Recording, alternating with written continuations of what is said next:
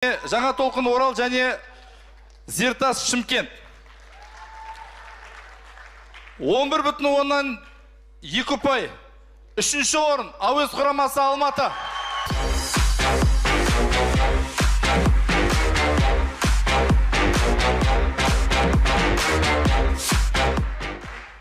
Толық 12 ұпай. Екінші орын Юсуф Миролының қарындастары.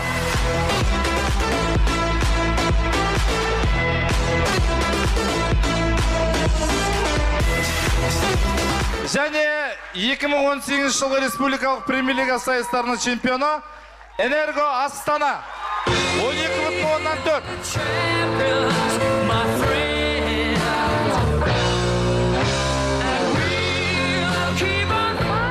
Қымбатты достар, баршаңызға рахмет. Жайдарманның жайдар сайыстарында жолыққанша аман сау болыңыздар.